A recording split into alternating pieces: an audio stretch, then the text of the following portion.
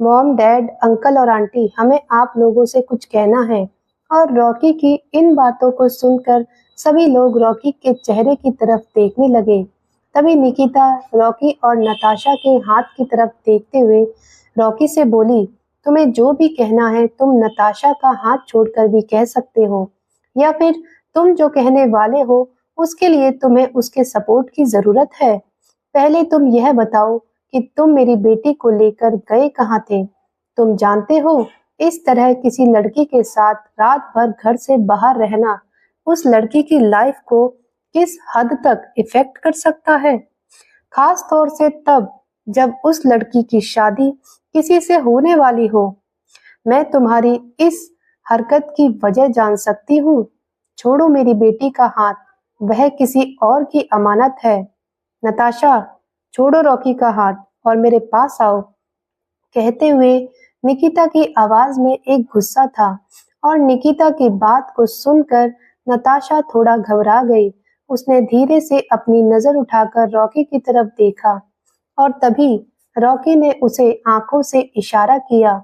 उसने नताशा के हाथों पर अपनी पकड़ और मजबूत करते हुए घूरकर निकिता की तरफ देखते हुए कहा, आप टेंशन मत लीजिए आंटी, हमारे रात भर बाहर रहने से आपकी बेटी की लाइफ पर कोई इफेक्ट नहीं पड़ेगा, क्योंकि वह जिसकी अमानत है उसी के साथ रात भर घर से बाहर रही है, अपने पति के साथ। और दुनिया के किसी भी कानून में यह नहीं लिखा कि एक पति अपनी पत्नी के साथ रात भर बाहर नहीं रह सकता। और मुझे नहीं लगता इससे किसी और को कोई प्रॉब्लम होनी चाहिए। नताशा मेरी वाइफ है और हम दोनों एक दूसरे से प्यार करते हैं, इसलिए आप लोगों को यह समझना होगा कि हम दोनों को अलग करके आप लोग सही नहीं कर रहे। मैं जानता हूँ मैंने पिछले दिनों कुछ गलतियाँ की हैं, लेकिन अब मुझे अपनी गलती का रियलाइजेशन है। प्लीज मुझे माफ कर दीजिए, मैंने जो भी गलतियाँ की हैं, लेकिन मेरी वाइफ को मुझसे दूर मत कीजिए। हम दोनों एक दूसरे से अलग होकर नहीं रह सकते। प्लीज समझने की कोशिश कीजिए आंटी। कहते हुए रॉकी की आंखों में एक इमोशन था। वह नताशा की तरफ देख रहा था और तभी निकिता उसके चेहरे पर एक हल्की सी मुस्कान आने लगी, लेकिन उसने तुरंत ही अपने चेहरे की मुस्कान को गायब करके अपने सीने पर अपना हाथ बांधे हुए रॉकी की तरफ घूर कर देखते हुए पूछा, यह फैसला सिर्फ तुम्हारा है या नताशा का भी है? क्योंकि रॉकी डेविडसन, तुम यह बात बहुत अच्छे से जानते हो कि रिश्ते दोनों तरफ से निभाए जाते हैं। तुम्हारे अकेले के चाहने से कुछ नहीं होगा। मैं तुम्हें अपनी बेटी क्यों दूं? वह अब तुम्हारे साथ नहीं रहना चाहती। और तभी रॉकी जल्दी से निकिता की बात को पूरा करते हुए बोला, नहीं आंटी, वह भी मेरे साथ रहना चाहती है। उसने खुद मुझे कहा है। हम दोनों ने आपस में सारी प्रॉब्लम सॉल्व कर ली है। नताशा, तुम ही कुछ बोलो, बताओ सबको। कहते हुए रॉकी ने नताशा की तरफ देखा और नताशा धीरे से अपना सर उठाकर अपने पेरेंट्स और घर के सभी लोगों को देखकर धीरे से हाँ में सर हिलाते हुए बोली, हाँ मॉम, मैं भी रॉकी के साथ रहना चाहती हूँ। यह हम दोनों का डिसीजन है। और अभी अथर्व अपनी जगह से उठकर रॉकी की तरफ देखते हुए बोला, हम तुम्हारी बात कैसे मान ले? यह भी तो हो सकता है कि इसने तुम्हें डराया धमकाया हो। वैसे भी यह पहली बार तो ऐसा नहीं कर रहा, इससे पहले भी बहुत बार कर चुका है। देख नट्टू, यह तेरी जिंदगी का सवाल है, सोच समझकर फैसला ले। तुझे किसी भी दबाव में आने की जरूरत नहीं है। और तभी नताशा जल्दी से ना में सर हिलाते हुए बोली, नहीं नहीं, आप गलत समझ रहे हैं भाई, रॉकी ने ऐसा कुछ नहीं किया है। यह मेरा अपना फैसला है। हम दोनों की खुशी एक दूसरे के साथ है। और अब दोनों बच्चों की बात सुनकर रुद्र ने उन दोनों की बात को रोकते हुए कहा, लेकिन हम कैसे मान लें? तुम दोनों तुरंत ही अपना फैसला बदल देते हो। कभी कहते हो कि साथ रहना है और कभी कहते हो कि नहीं रहना है। यह लाइफ है, कोई गेम नहीं जो तुम लोग बार बार इसे रीस्टार्ट कर रहे हो। नहीं नहीं, हम तुम दोनों के फैसले को एक्सेप्ट नहीं कर सकते। तुम लोगों का क्या भरोसा फिर से तुम दोनों का मूड बदल जाए, इसलिए हम लोग अभी भी अपने फैसले पर कायम है। निकिता, आज नताशा की हल्दी है, वैसे भी काफी लेट हो गया है, सारी तैयारियां हो चुकी हैं, चलो चलो बाकी के काम कंप्लीट कर लो वरना मुहूर्त निकल जाएगा।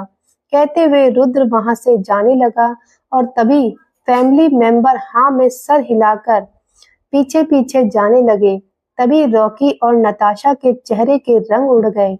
वह जल्दी से उन लोगों को आवाज देते हुए बोला, नहीं नहीं, आप लोग ऐसा नहीं कर सकते।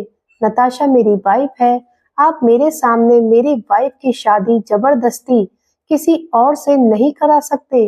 अगर आप लोगों ने ऐसा करने की कोशिश की तो हमसे बुरा कोई नहीं होगा।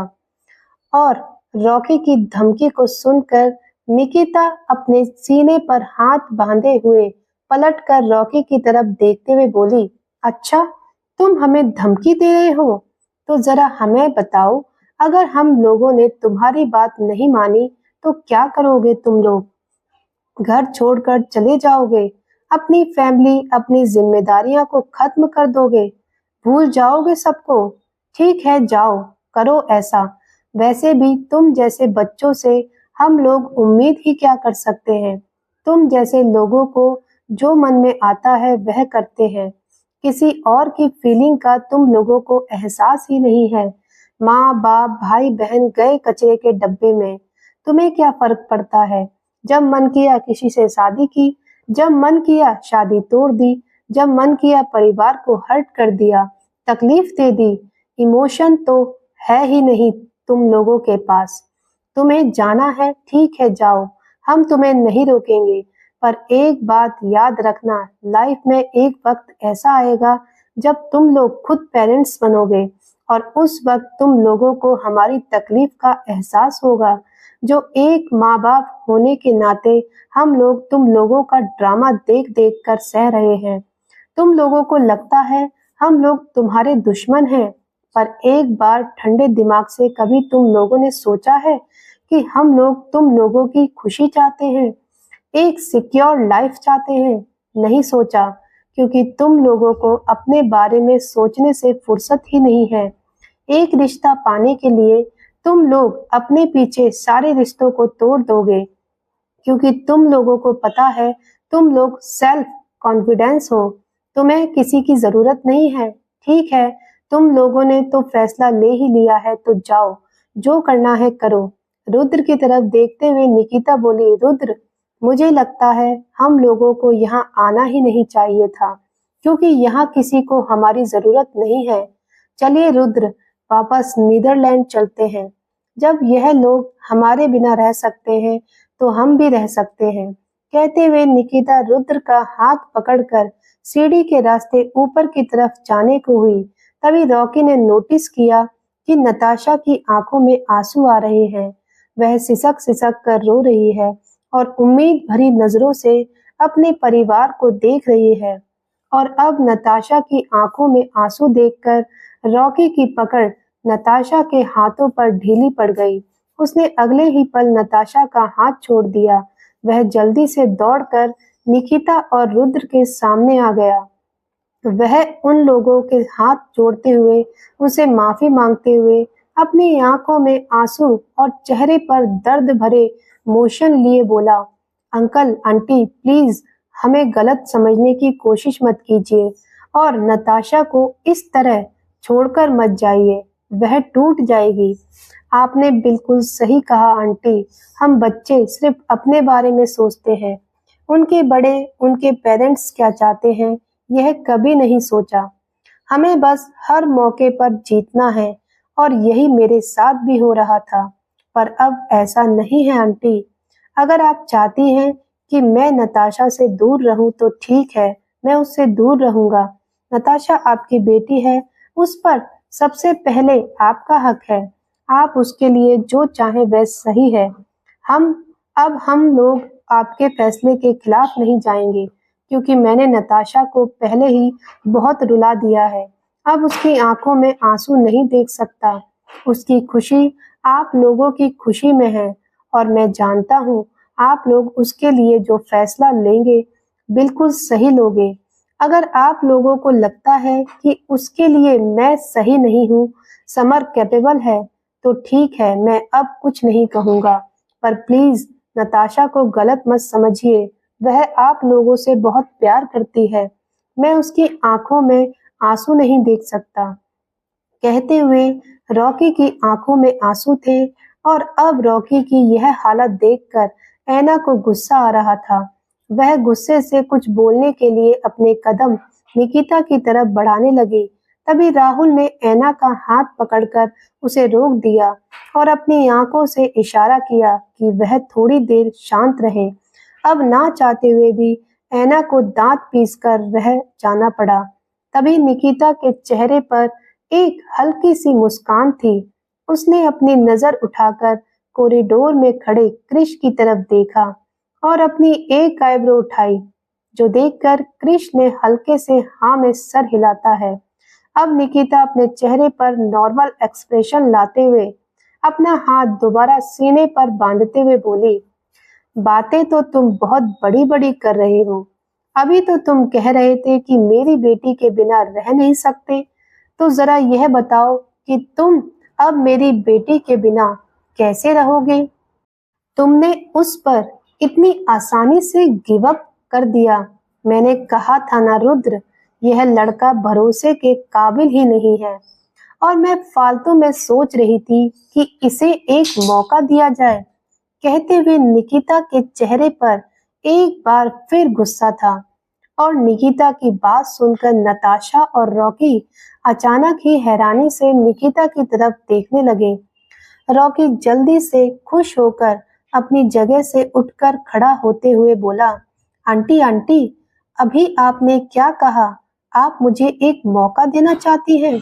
आंटी, आई एम सॉरी, मैं गिव अप नहीं करना चाहता था। बस नताशा रो रही थी, इसलिए मैंने ऐसा कह दिया। प्लीज आंटी, मुझे एक मौका दे दीजिए। कहते हुए रॉकी निकिता से मन्नतें कर रहा था और निकिता को उसकी हालत देखकर अब हंसी आ रही थी। लेकिन वह अपनी हंसी को कंट्रोल करते हुए बोली, नहीं, बिल्कुल नहीं, तुम बार बार चेंज हो रहे हो। मैं तुम्हारा भरोसा कैसे कर लूं? नहीं नहीं आंटी, मैं चेंज नहीं होऊंगा। प्लीज मुझे माफ कर दो, एक मौका दीजिए। मैं और नताशा एक दूसरे से बहुत प्यार करते हैं। प्लीज आंटी, कम से कम अपनी बेटी की खुशी के लिए दे दीजिए। और अब ऐना आगे आते हुए निकिता से बोली, बस करो निकिता, कितना तंग करोगी उसे? वह कब से तुमसे रिक्वेस्ट कर रहा है और तुम हो कि कुछ सुनने के लिए तैयार ही नहीं हो। तुम्हें क्या लगता है मेरे बेटे को लड़कियों की कमी है? बिल्कुल भी नहीं। फिर भी वह तुम्हारी बेटी के लिए तुम्हारे आगे गिड़गिड़ा रहा है और तुम हो कि उसका दर्द देख ही नहीं रही। मैं कहती हूँ अब यह बहुत हो रहा है।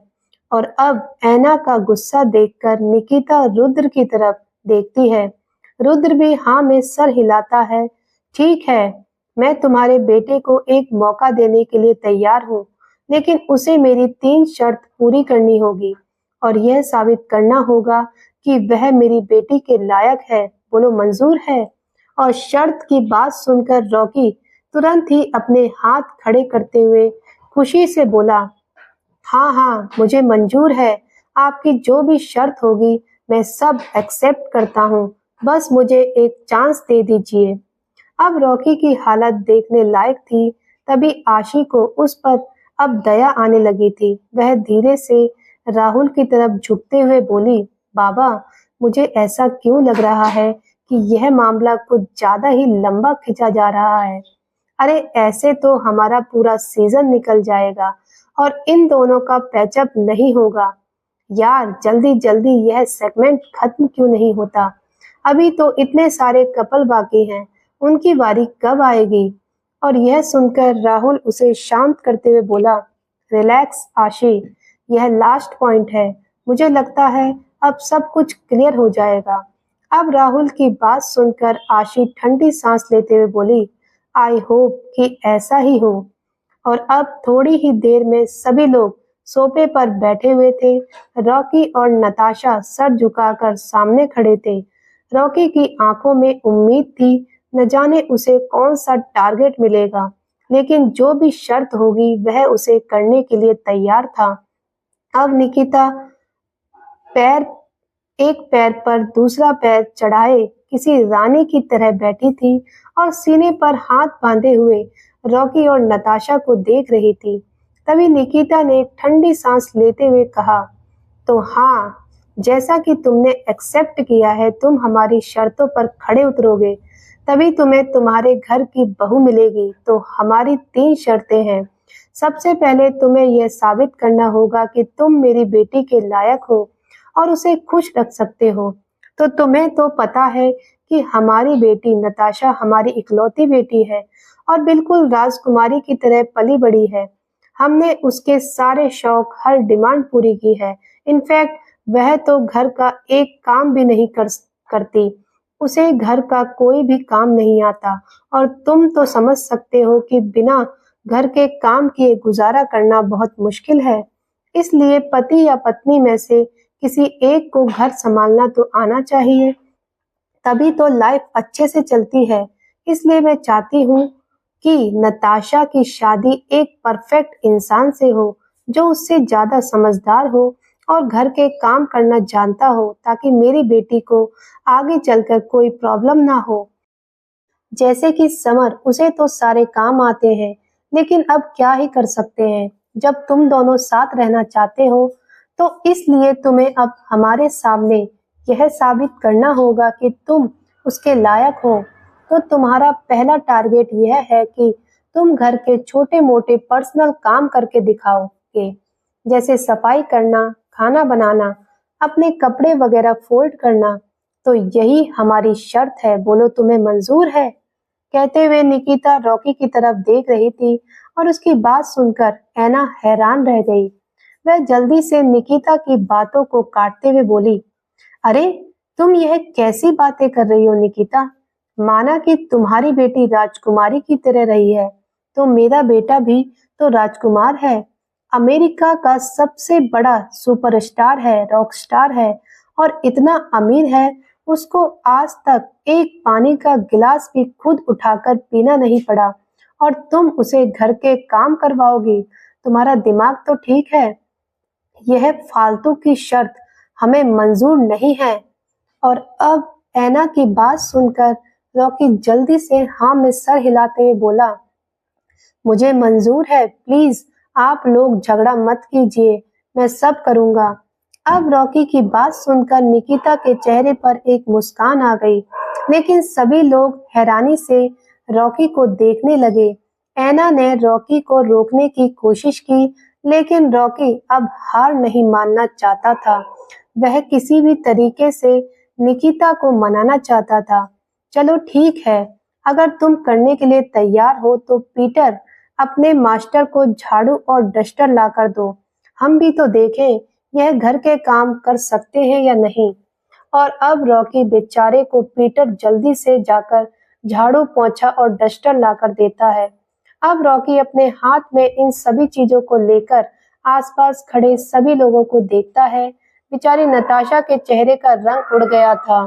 उसे रॉकी के लिए बुरा लग रहा था। तभी निकिता ने मुस्कुराकर अपनी आंखों से इशारा किया कि रॉकी को अपना काम करना होगा। अब रॉकी दिल पर पत्थर रखकर हॉल में सफाई करने लगा। रॉकी झुक झुक कर बार बार झाड़ू लगा रहा था और सभी बच्चों के साथ साथ घर के सभी बड़े मुंह दबाकर हंस रहे थे। सबको रॉकी पर बहुत दया आ रही थी। ऐना का तो खून खौल रहा था, लेकिन बेचारी कुछ कर नहीं सकती थी, क्योंकि उसका बेटा खुद ही प्यार के चक्कर में फंस गया था। तभी समर को भी यह खबर मिल चुकी थी कि नीचे कुछ एंटरटेनिंग हो रहा है। वह बेचारा भी लुढ़कते लुढ़कते वापस नीचे हॉल में आया, क्योंकि वह इतना अच्छा सीन मिस नहीं कर सकता था। निक अभी अपने कमरे में था, उसके अलावा सभी लोग हॉल में थे। और याना, गौरी और आशी बेचारी हैरानी से रॉकी को अपने प्यार के लिए मेहनत करते हुए देख रहे थे। नताशा बेचारी एक जगह सोफे पर बैठकर अपने पति को झाड़ू लगाते हुए देख रही थी, वह भी सिर्फ उसके शादी करने के लिए। वाह, किस्मत ने क्या करवट बदली है। तभी अथर्व रॉकी के जले पर नमक छिड़कते हुए उसे कोने कोने में इशारे करते हुए बोल रहा था, वहां रह गया, वहां ठीक से लगाओ, इधर भी रह गया, उधर लगाओ, कहते हुए रॉकी को परेशान कर रहा था। लेकिन रॉकी आज अथर्व से बिना बहस किए उसके बताए हुए डायरेक्शन के में बार बार झाड़ू लगा रहा था, जो देखकर रुद्र और निकिता मुस्कुरा रहे थे। तभी निकिता की नजर ऐना की तरफ गई और वह ऐना को समझाते हुए बोली, यार तुम ज्यादा सीरियस मत हो, हम लोग सिर्फ मस्ती कर रहे हैं, उसकी रैगिंग समझ। वैसे भी उसने बहुत रुलाया है मेरी बेटी को, थोड़ा बहुत रोना और परेशान होना तो उसके हक में भी आना चाहिए। तुम बस देखती जाओ, मैं तुम्हारे बिगड़े हुए बेटे को आज्ञाकारी बेटा कैसे बनाती हूँ। कहते हुए निकिता के चेहरे पर मुस्कान थी और घर के सर्वेंट बेचारे रॉकी को इस तरह झाड़ू लगाते हुए देखकर काफी हैरान थे। सबके लिए ये नजारा अनएक्सेप्टेड था। क्रिश फिलहाल यहाँ नहीं था, वह किसी काम से चला गया था। लेकिन राका कोने में खड़े होकर यह नजारा देखते हुए अपना पसीना पोंछ रहा था। ओ गॉड, लव में इतना कुछ भी करना पड़ता है।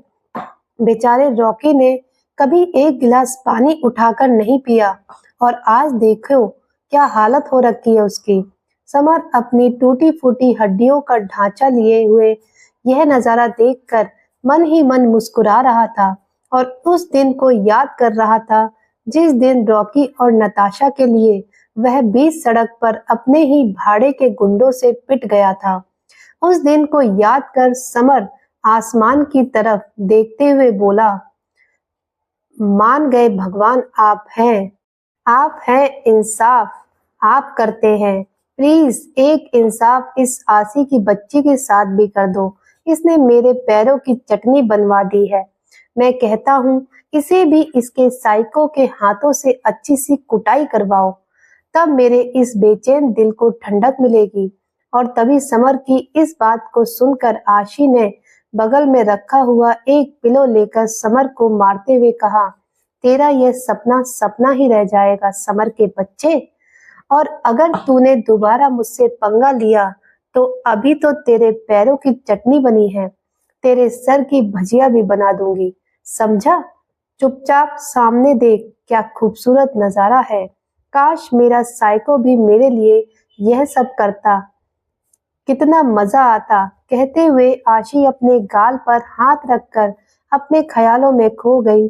जब क्रिश उसके लिए पूरे घर में सफाई कर रहा हो, आशी खुद को जंजीरों से बंधा हुआ इमेजिन कर रही थी और घर के सभी लोगों को हिटलर के कॉस्ट्यूम में देख रही थी, जो हिटलर की तरह ड्रेसअप होकर अपने हाथ में एक पुलिस का डंडा लिए आशी और क्रिश के बीच खड़े थे।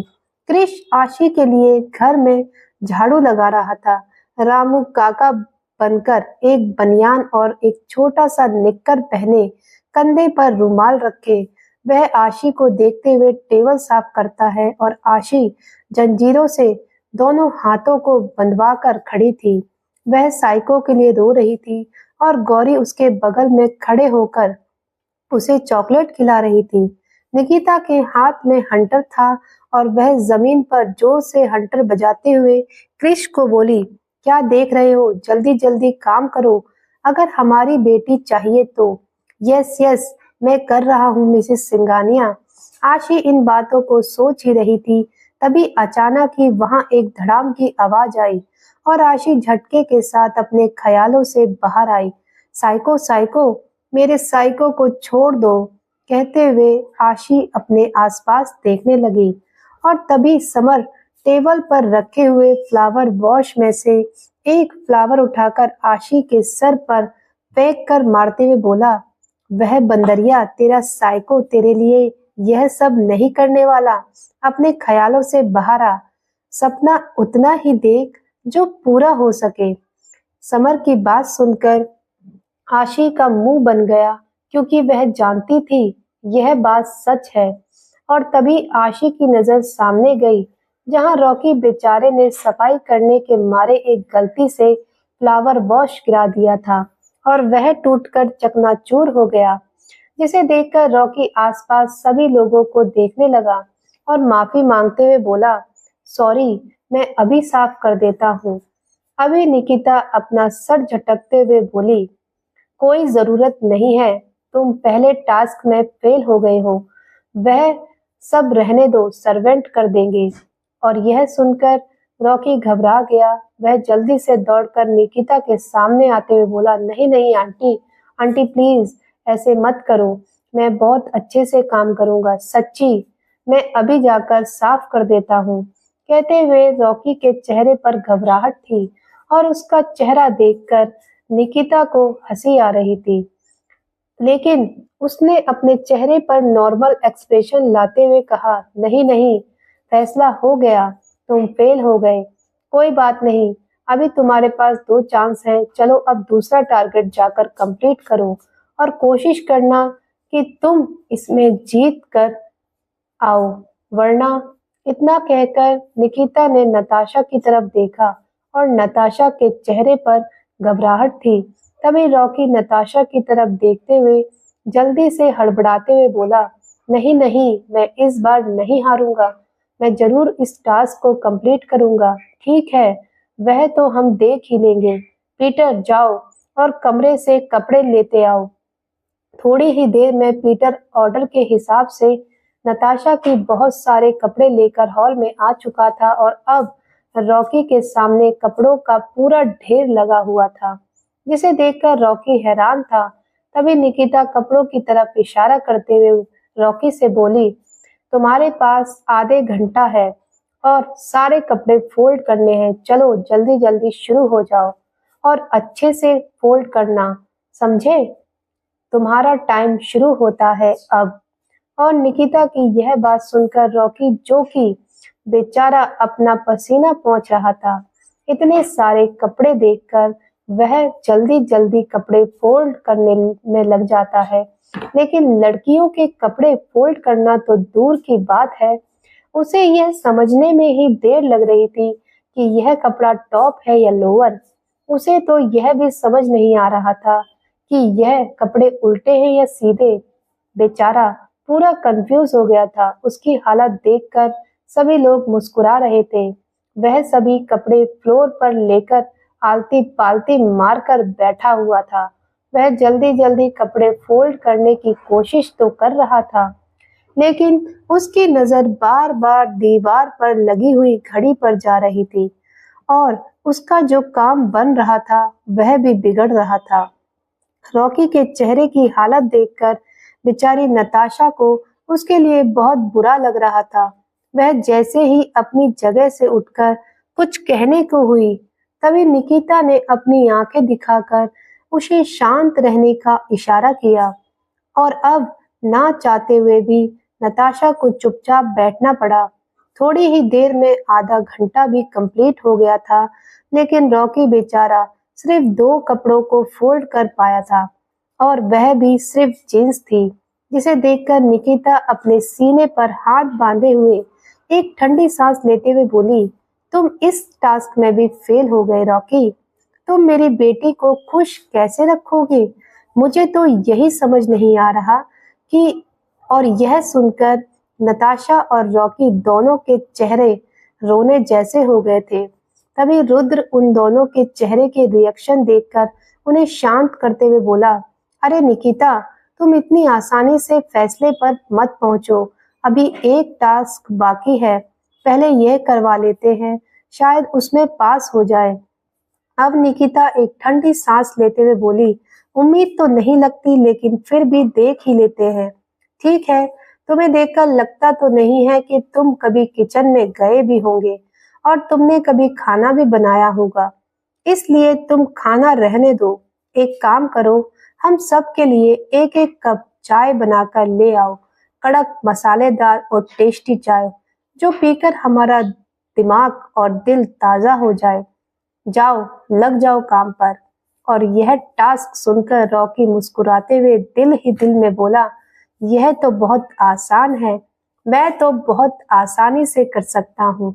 इतना कहकर रॉकी जल्दी से किचन की तरफ भागा और अब सभी लोग हैरानी से रॉकी को देख रहे थे। कुछ ही देर में रॉकी लाइटर लेकर गैस चलाने की कोशिश कर रहा था, पर वह गैस बेचारी जलने का नाम ही नहीं ले रही थी, क्योंकि रॉकी ने नीचे से रेगुलेटर ऑन ही किया नहीं था। ये बस लाइटर की टक टक की आवाज आ रही थी और किचन के दरवाजे के पास खड़े सभी लोग अपनी अपनी मुंडी किचन के अंदर डालते हुए यह नजारा देखते हुए बोले, अरे कोई उसे बताओ कि नीचे से रेगुलेटर तो ऑन कर ले। 20 मिनट से देख रहे हैं, वह लाइटर लेकर उसे जलाने की कोशिश कर रहा है। और तभी समर अपनी मुंडी निकालकर यह नजारा देखते हुए बोला, मैं तो यही सोचकर हैरान हूँ कि जिस लड़के को गैस जलाना नहीं आता, उसके हाथों की चाय कैसी होगी। मैं तो यह चाय पीने के लिए सच में बेताब हूँ। गौरी भी अपना सर किचन में घुसाते हुए बोली, लेकिन मैं यह चाय पीने का रिस्क नहीं ले सकती। पता नहीं क्यों, लेकिन मेरा दिल जोर से धक धक कर रहा है। कहीं रॉकी भैया किचन ब्लास्ट ना कर दे। सभी बच्चे यह नजारा देख ही रहे थे और तभी अचानक उन सभी के सर के बीच से एक और सर बाहर निकला, जिसे देखकर आशी, गौरी और समर हैरानी से उस सर की तरफ देखने लगे। जो तो पीटर भी यह नजारा देखने के लिए पूरी तरह क्यूरियस था। वह भी उन सबके बीच में आते हुए बोला, सॉरी क्वीन, क्यों, लेकिन मैं भी यह नजारा मिस नहीं कर सकता था। मैं भी देखना चाहता हूँ कि मास्टर रॉकी कैसी चाय बनाते हैं, क्योंकि मुझे याद है उन्हें अपनी कॉफी में शुगर भी बिल्कुल नाप के चाहिए। और पीटर की क्यूरियोसिटी देखकर आशी, गौरी और समर मुस्कुराने लगे। अब चारों के चारों किचन के दरवाजे पर सिर्फ अपना सर बाहर की तरफ निकाले हुए किचन में देख रहे थे। और तभी अचानक ही उनके पीछे से एक और बड़ा सा सर नजर आया, जिसे देखकर चारों डर गए। लेकिन अगले ही पल उन चारों के दिल पर हाथ आ गया। वह ठंडी ठंडी सांस लेने लगे, क्योंकि यह अथर्व का सर था, जो रॉकी को चाय बनाते हुए देखने आया था। अथर्व भाई, आप यहाँ? हाँ, आखिर मैं इतना अच्छा नजारा कैसे छोड़ सकता हूँ। मैं भी तो देखना चाहता हूँ कि आखिर मेरी बहन का लाइफ पार्टनर उसके लिए कैसी चाय बनाकर उसे पिलाएगा। यह सचमुच काफी फनी है। काश यह नजारा रोज हमें देखने को मिलता। अथर्व की बात सुनकर सभी बच्चे मुस्कुराते हुए किचन की तरफ देख रहे थे। क्या रॉकी इम्प्रेस कर पाएगा अपनी सास को? दोस्तों, अब दिल थाम कर बैठिए, क्योंकि अब आने वाला है वह चैप्टर जिसका आप लोगों को है बेसब्री से इंतजार। होगी रॉकी और नताशा की धूमधाम से शादी। तो उन दोनों की शादी में आप सबको इनविटेशन पहले से ही है। सब के सब शगुन के लिफाफे लेकर आना। दोस्तों, वीडियो को लाइक जरूर करना और अपना कमेंट अवश्य करना। अगर आप चैनल पर नए हैं तो चैनल को सब्सक्राइब करना। अब मिलते हैं अगली वीडियो में अगले एपिसोड के साथ। तब तक के लिए आप सभी का बहुत बहुत धन्यवाद।